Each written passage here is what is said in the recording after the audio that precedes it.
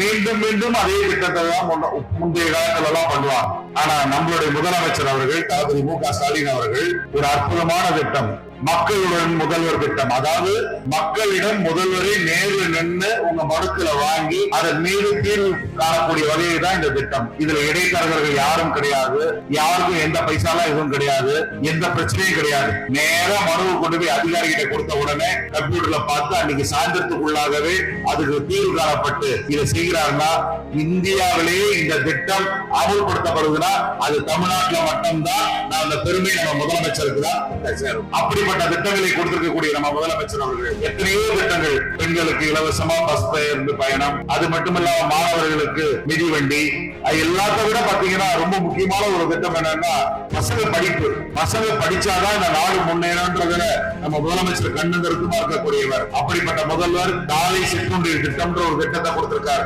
அந்த திருமகி கண்ணநேரி வெட்டுவாரத்துக்கு 3 பாலங்கள் டெய்லி நகாய் ரோட்ல ஆக்சிடென்ட் ஆயிட்டு இருக்கு என்று கேட்டபோது அதற்கு நிதியை ஒதுக்கப்பட்டு டெண்டர் விடப்பட்டு இன்னைக்கு வேலைகள் ஆரம்பிச்சிருக்குதுன்னா கண்டிப்பாக ஒவ்வொரு நாடாளுமன்ற உறுப்பினராக நான் மேற்கொண்டு இருக்கக்கூடிய முயற்சிகளுக்கு கிடைத்த பயன். அது மட்டும் இல்ல, எத்தனையோ ஊர்ல ஏர்போர்ட் இருக்கு, ஆனா வேலூர்ல ஒரு ஏர்போர்ட் வேணும்ன்ற நீண்ட நாள் கோரிக்கை. இந்த இடத்துல சிஎம்சி ஹாஸ்பிட்டல், அது மட்டும் சுற்றுப்பகுதியில் இருக்கக்கூடிய எல்லா இடங்களும் மக்களும் பயன்பெறக்கூடிய வகையில ஒரு ஏர்போர்ட் வேணும்னு கேட்டிருந்தாங்க. அந்த ஏர்போர்ட் காலங்காலமா குப்பையை போட்டுச்சுதான், ஒரு வேலையுமே நடக்கல.